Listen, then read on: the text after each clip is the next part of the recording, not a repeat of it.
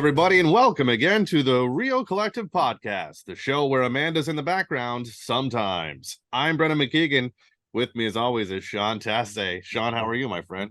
I'm doing pretty good, man. I had a good, relaxing time away. We're back to back into town just as of yesterday, and it was Adelaide's first birthday, so we had a little family celebration, and she in the cupcakes Cake squished. smash, yeah. Yeah, it was a lot of fun. And coming back to heat wave. It's hot here, man. I'm sweating. I'm sweating on through my shirt. Mean streak, clean sweep. Read 'em and weep, loser. Oh man. Well, I'm glad you had a good little vacation. That's nice. Let's get a little recharge in there. For anyone who's new to the channel, Sean has a cottage. So he was there. Now he's back. And if you're new to the podcast, please like, subscribe, and share the channel on YouTube. That would help us out. Maybe click that little notification bells. There's more than just the podcast. We do have our listing videos on there, some other little quick tips in there, our YouTube shorts, all that kind of fun stuff. And we're also on Apple Podcasts and Spotify. Nice. Today, we thought we would just cover my Facebook friends. For lack of a better term. I put up a post. Sean was on vacation. And we were getting ready, but then we ended up double recording, so we didn't need to do it. But I put up what should I cover in a podcast on a Facebook post, and people answered. So that's what we're going to cover today. It's like a little clip show. That's what's happening today. It's like a little clip show. But not with our past clips. We're not just going to cut back to old podcasts, which would be hilarious, but a lot more work for the guy who edits this. Just get remember clip art. Remember the guy from we'll get him to be our co-host. Just in the corner. Clippy. Yeah. Is that his name? Yeah. Yeah. That'll be great. Yeah.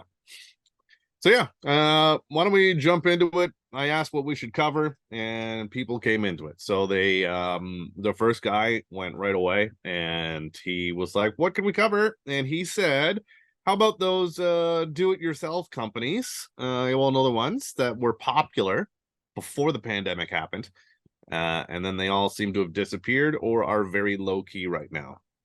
So I'm just kind of reading what they wrote. So if you don't agree with what I'm saying, keep in mind, this is a Facebook comment section that I'm reading out. So half of you are going to agree with it, and the other half. And then some of you will just answer in the comments on YouTube with unsolicited parenting advice, and I appreciate it.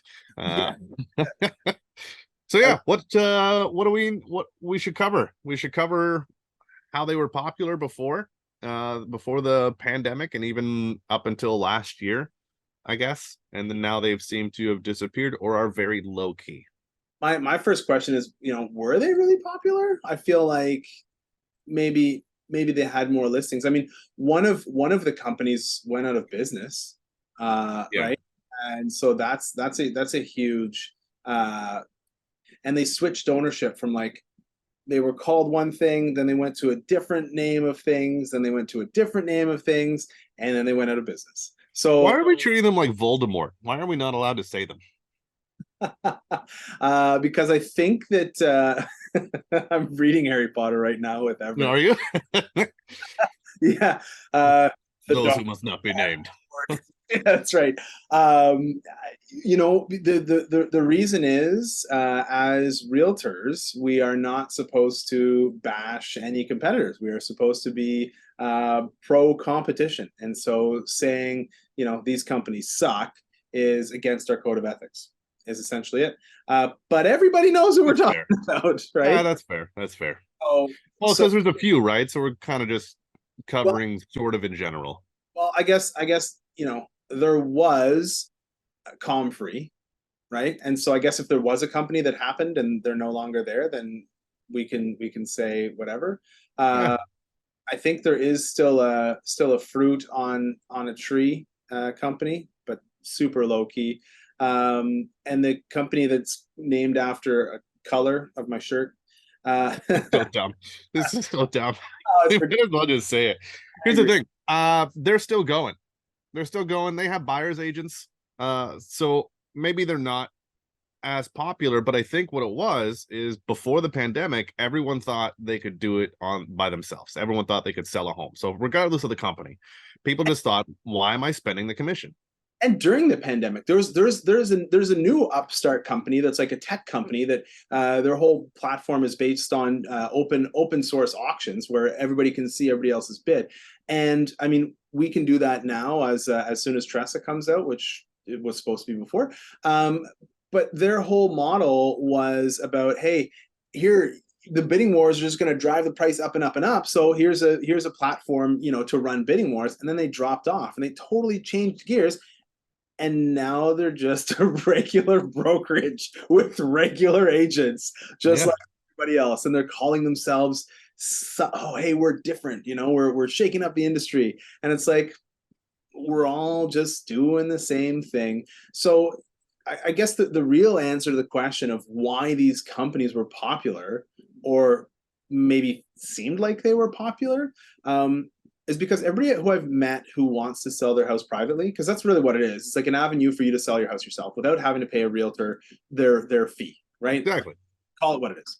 And a lot of people are saying, like, man, I'm paying a lot of money to my listing agent when really the person who's bringing the buyer is the buyer agent. So why don't I just pay the buyer agent and don't pay my listing agent? These houses sell themselves. Well, the thing is, you actually, and we've done numerous case studies on it, you actually net more by hiring an agent, even though you're paying, whatever it is, 2.5 or 3 or 3.5 or 2 or 1.5 or whatever the rate is that you're paying your agent. And it's never set in stone, of course. Whatever the rate is that you're paying your agent, you will net more money by hiring the agent than you will by selling it on your own, on average. There's going to be outliers, and there's going to be times where someone says, oh my God, hey, I sold on my own and I didn't have to pay one agent, and I sold for $10,000 over asking. Hey, and the perception in that person's mind is great. I sold it for 10 grand over and I didn't have to pay the agent. And then like 3 days later, the next door house goes up, which is identical, but it's listed with a proper realtor, and it sells for, 60,000. 60,000, whatever. Yeah. Yeah. So it's like, but they had to pay an agent. So it's like, don't trip over, what's the saying? Don't trip over a quarter don't trip over $1 to save a quarter, Yeah.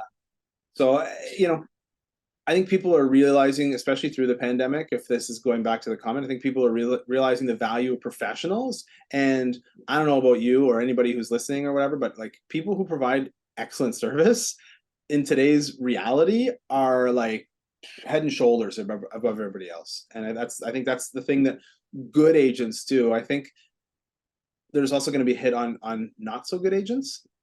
Mm-hmm. Yeah. Well, I mean, we're seeing it, right? There's a lot of people that are leaving the industry, and that's a big part of it. So when it's not super easy, and I still think, I know this is like shooting myself in the foot, but there's still a market for it. Some people just don't want to be bothered, and that's what it is, right? It's basically like those wholesale homes. They don't want to be bothered to even list it with anybody. They're like, here, just give me a small amount of money and I'm out. You take care of it afterwards, whatever you want to do. I don't care. So that's what it is. I think we covered enough on that one. Yeah. We'll go back and watch the other one. Well, but here's the thing. Before the pandemic, they accounted for whatever it was, 8% of home sales, let's say, for example. And after the pandemic, they account for 4% of the home sales. It's not a big thing. Yeah. Everybody knows it exists. If it really worked, everybody would do it, but it doesn't work, is what it comes down to. But everybody's free to choose whatever they want. And competition, blah, blah, blah. Please don't sue me. Yeah.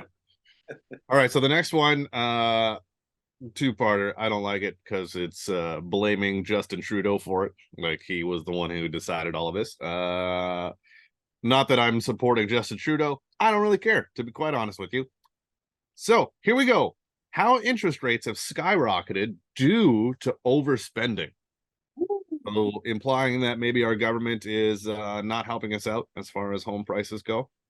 Well, what about? I can read that comment without implication and without any implication and say, look, interest rates have skyrocketed due to not the government overspending, but us individuals overspending, like people spending too much, and the government be like, man, we got to rein this in. People are just like spending money like it's going out of style. So let's jump the interest rates. And it's not the country who's overspending, it's the private individuals. Whenever you get into talking about, you know, what's happening in terms of interest rates, like it's only Canadian based, you know, to say how, oh, hey, our interest rates have spiked, have skyrocketed because of the overspending of our government. It's like, well, then is every government around the world also overspending? Yes, they are. Right? Okay, well then, proletariat, time to riot. Let's overthrow all of them. Yeah. Right? I'm in. Give me a pitchfork. and what's that thing on fire? A torch? That's right. Thank you. Hey man, I'm still on cottage brain. Things are slow. Fair enough. But I'll tell you, it's not unique to Canada. It's not a result of overspending in the Canadian economy that's caused the interest rates to go up. The interest rates have gone up because they were drastically low during COVID, to, you know, and during lockdowns, and to stimulate the economy, to make sure that everything kept running. And now they're coming back up to the regular rates, right? Interest rates right now are they should be, historically they should be between 4 and 6%. Right now they're hovering around 5.25. You know, if they went up to like 18 or 20, different story. And in some countries around the world, that's what they are. So I mean, again, not an endorsement or a slant for our government. I think that whoever was in power would probably be in the same position, regardless of their belief systems.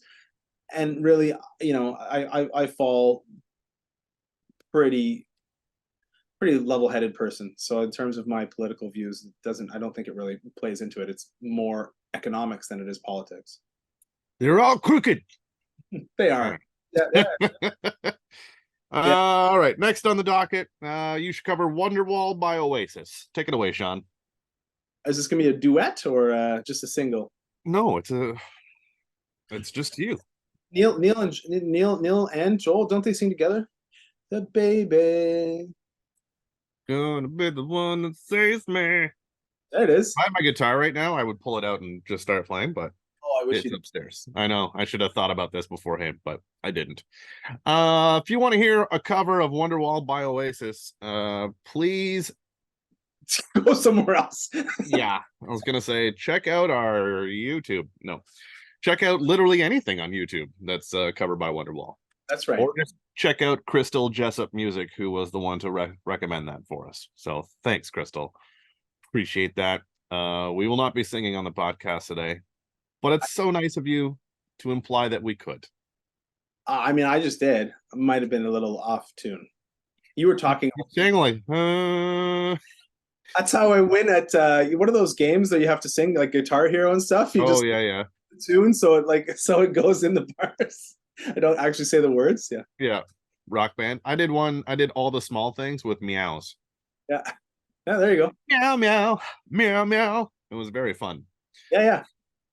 All right, next one. Jumping on. Let's get off of this one. When will the interest rates normalize so anyone has a hope of buying a first home? Let me go get my crystal ball, and I don't have one. Yeah.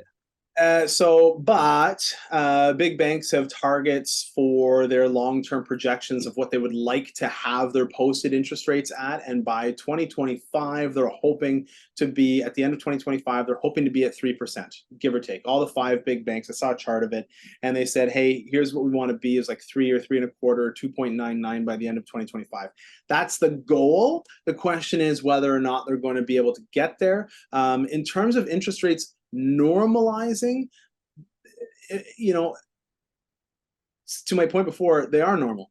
This is what they are. When they weren't normal was when they were down at 2% during the pandemic. That was abnormal. But in a range right now between 4 and 6, that's a normal interest rate. That's when you look at like the long term, what have interest rates been? The average is between 4 and 6, and I think that's the number that makes our economy work and tick. Right? The idea of the interest rates being the piece that's stopping somebody from buying their first home, I disagree with. I don't know who made this comment, but I would say that it just means that the home that you're going to get might not be a banger. It might be like a regular first home for most people, which is a smaller condo, something like that. Something to help you build some equity that you can live in for a few years, to help you like use it as a stepping stone. That's Yeah, kind of what the first house is now. yeah, exactly. It's And not like when our parents bought a house when they were 25 years old and that was that. They stayed there for 40 years, you know. It's not really in the realm of possibilities now. yeah, Oh, to that too, I don't know if you saw, this is maybe a little bit off topic, but there was a news story that's being shared around like Facebook and whatever, the internet, from 1980, and it's talking to people about mortgage rates and how they've gone up, and the mortgage rates were like 18%, and, and people were freaking out at 18% and like, well, you know, what are you going to do? It's 18%. That's, you gotta kind of live with it. And then one other person's like, I don't think we'll ever see anything under 15% again, not in our lifetime. Keep in mind too, the housing prices were like an yeah. eighth of what they are now. So Yeah, I mean, look, you can take the generational role and say, hey, you know what, are the generation before us, you know, really screwed everything over, and the house prices are so much higher now, and you know, because of this, or you can say it's the government, or you can like, here's the thing, you can blame everybody for the situation that you're in, but the thing is, you're in the situation you're in. So the question isn't who you're going to blame; it's how you're going to deal with it. You know, and so many people have talked about, well, look, get on the ladder, get on the property ladder. House prices right now, because the interest rates are higher, here's the thing, because the interest rates are higher, house prices right now are lower. So if you get on the ladder now, if you can figure out a way to get yourself into a house now, then you get the benefit as the rates come down and the house prices go up. Then maybe you can talk about making a switch at that point and switching out of your starter house into the next one. You know, there's different ways to do it. You can maybe get a shorter term on your mortgage, like get a 2 or a 3 year mortgage instead of a 5 year mortgage. If you're worried about what the rates are going to be doing over the next little while, then lock it in. Get yourself a fixed rate. You know, there's so many. exactly. Here's the thing: there are people who have to buy because they're going to be homeless. And there are people who have to sell because they're going to be homeless, and they're still going to be buying and they're still going to be selling. So, you know, that's really what it comes down to. And if you've got to buy, if you're going to be homeless and you have to buy or you have to sell, then what the rates are doing doesn't really matter. The rates of, because your point is the rates have moved historically. The rates have moved over the last, you know, 50 years. They've been really high, they've been really low. Right now, in between this 4 and 6% range is pretty normal. And what that means is that, like you said, you don't get to buy your 4 bedroom, 2 car garage house in the suburbs as your first house, Yeah. unless you're just independently wealthy. Yeah. So wrapping up the first half, there are things that you can look at for buying a first home. There's first time home buyer incentives. So take a look at those. We've done a podcast on that as well. We'll take a quick break on the Real Collective podcast, and we'll be right back with more comments from my Facebook. This episode of the Real Collective podcast is brought to you by Real Collective. Real Collective brings together best-in-class real estate agents and collective experts in the field to deliver the best possible service to our clients. We govern ourselves with honesty, open-mindedness, and compassion. With diverse skill sets, our agents are able to better serve a wide array of clients, including first-time buyers, first-time sellers, transferees, estate sales, investors, and rural, vacation, and luxury properties. Authenticity and transparency are pillars of our process, which allows us to put our clients at the center of everything we do. Our years of experience and knowledge allow us to deliver prestigious service and optimal results. If you are interested in buying or selling your home, contact us today at realcollective.ca. Welcome back to the second half of the Real Collective podcast. Again, like, subscribe, and share the channel, YouTube, Apple Podcasts, Spotify, all that fun stuff. Jumping back into my Facebook comment section, what should we cover in the podcast? And a lot of it we have covered already in previous podcasts. And if we haven't, we're touching base. So welcome to the Clip Show. Jumping right back into the mix. We have somebody who is asking, what's the best renovation to do to build equity? When's the best time? Okay, well, why don't we just cover all of them? What's the best home renovation to do to build equity? It's the kitchen. Yeah. I mean, if you're saying like I have to sell right now, the best thing you can do is clean it. That's the most. Okay, but let's not get into semantics. Let's just answer the question without veering off and like, what's the best home renovation to do if I plan on selling in 7.5 years?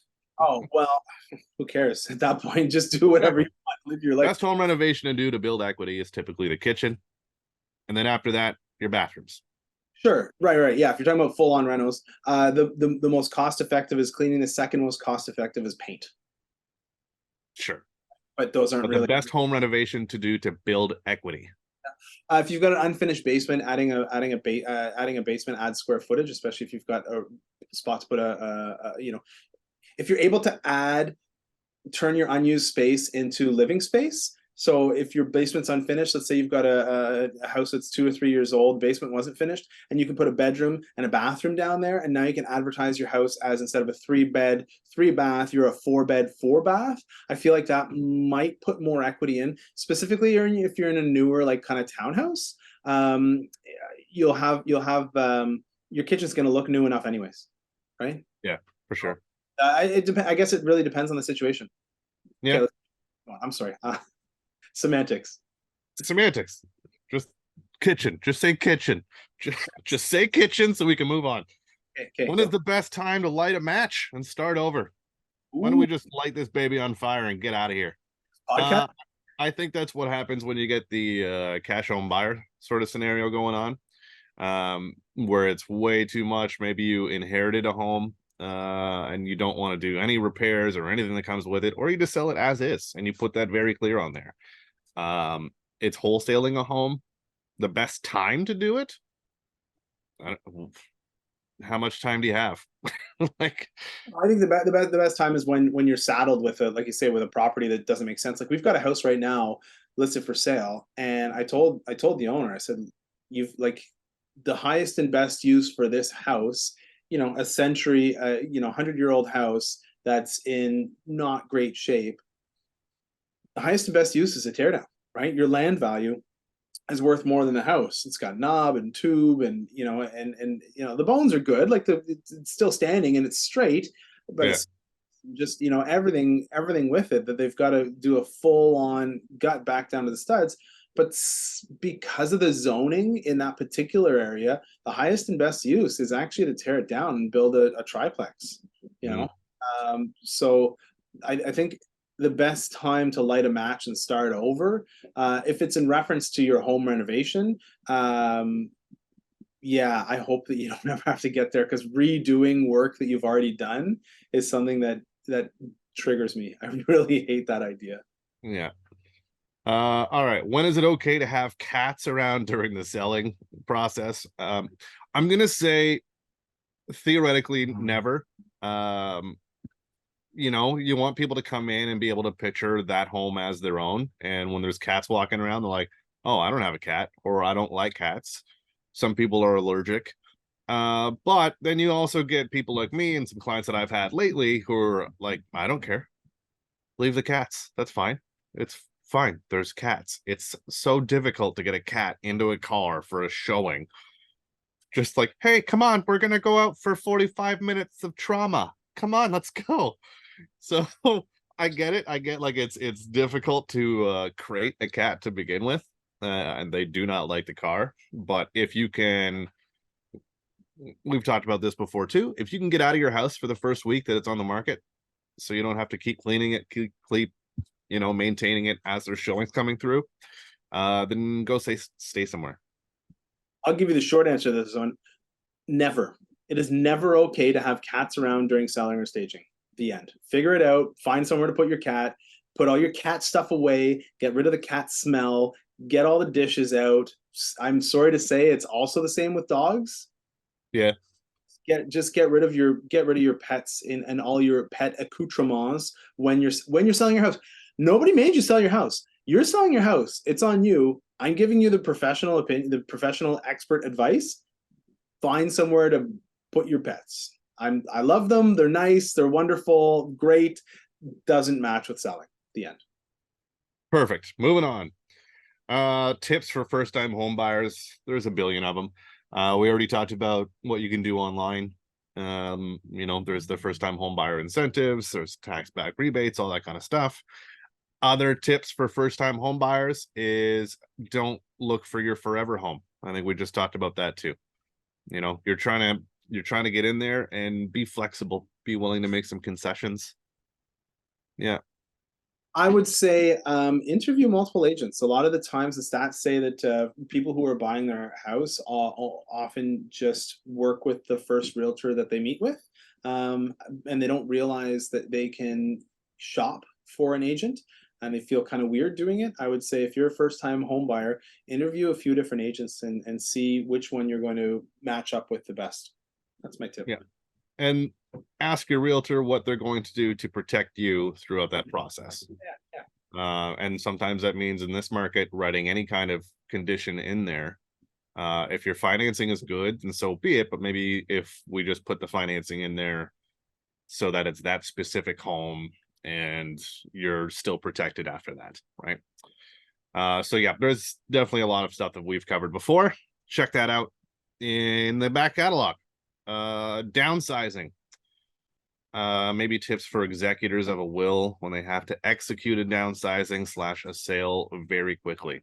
Do an estate sale. Sell off as much of the stuff in the house as you can. It's hard, man. That's a really I know. I'm trying to take emotion out of it right now. I'm just trying to okay, here are the tips. And, you can have an estate sale. You can try to clear out as much as you can in the house. Because, a lot of times when you see homes that are estate sales, there's a lot of just stuff in the house. And especially when you get people that have moved in the 70s and never did anything with the house. So work with a couple companies that will go through and follow that process with the family. So taking out the stuff that the kids want to keep, selling the things that can be sold and throwing the garbage away. And it's heartbreaking to throw that garbage out, right? Because that, I say garbage, but those were the things that these people were keeping, right? Like the people who are not in their house anymore. If the house is vacant, again, your best reno is just some straight paint, right? Get it back like a sort of a blank slate. Don't worry about the floors or the lights or anything like that.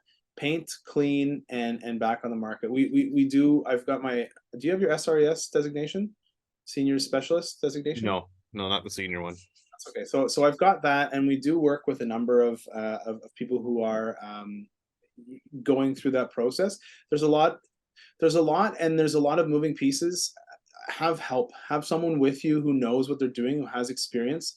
If you're an executor or a POA, work with an agent who's been through the process of selling a house with an executor or a POA before, because it is different. There's a big emotional component to it. There's also some big technical components to it, and the person who's acting as the executor also has to answer to the other family members, and a lot of times there's a bunch of different personalities, so it's a lot of work. And it's very tough. So anyways, hire someone, hire an agent, and then hire a lawyer who is thoughtful, caring, and then get companies to help with these things so you don't have to take that burden on at the same time as you're grieving or pre-grieving or whatever it is, right? Yeah. And it kind of, I don't want to say it ties in entirely, but when's the best time to light a match and start over? It can be similar to be I want this to be as hands-off as possible. And maybe that's what it is. It's just hiring all the outside help that you need. Maybe you clear the house out entirely and then paint it and put it up for sale. Something simple like that. And then you go for them. Yeah, we've run that whole system for people, right? Where it's hey, I'm in Florida and your house is here in Ottawa and it's my parents' house. I don't want to do anything. I don't want to worry about cutting the lawn or shoveling the snow, and we take care of the whole thing, right? So there's different levels of service that we can provide, and there's different things to go with it. Anyways, let's go. Yeah. Teach people how to be their own home inspector. I don't really agree with that statement. I agree with teach people that things they should be looking for on the initial showing. But I think if you have the opportunity, you should always get an actual home inspector, not your buddy's buddy who is a contractor or builds homes. You know, like a lot of people are good with stuffs, and some people it'll work out just fine for them to do that. But having an accredited home inspector gives you the peace of mind that they aren't going to miss stuff because you get a thorough report of every aspect of the house. Now, back to the original things, how to help people be their own home inspector. Things that you can look for, yeah, roof shingles, curling, that kind of stuff. So as you walk up to the house, look at the roof, look at the outside of the house, maybe do a little lap around it, see what the foundation is like. Are there any cracks and what kind of cracks they are? Sometimes you just get them in the parging. Sometimes it's not a big deal. Sometimes it's a very big deal. The grading, the slope of stuff around the house, your eaves troughs, how far they go out from the house. Are they pouring straight down, which is basically just destroying your foundation slowly over time? And then, yeah, once you get inside, you should be looking the main stuff, the windows, the doors, the plumbing, run some stuff. Sometimes it's a bit of a game when we get into a house to look at. You're like, oh, this feels weird. Like this floor is off, and then you do that on the second floor, and then you look down below. You're like, aha, here's this thing, and it's a fun little game that you do. Here's the thing: home inspectors don't have to be licensed. If you are going to get a home inspector, hire someone who has a CAHPI logo, CAHPI, Canadian. I don't know, Canadian Home Inspector Professional Inspector, something like that. But that's the one is you want all the inspectors we work with are licensed in that way. And I'm really good at picking things apart with houses. Like I'll go in and I'll beat a house up. I don't look in the attic. I don't pull off the electrical panel. And when I bought my house, I had an inspector come and do the inspection. And when you bought your house, you paid for an inspector to come and inspect your house. So as good as we are at picking houses apart, we still hire professionals because we know the value that's there. I think that speaks volumes, right? Yeah. So. Yeah, I think that's pretty much covered.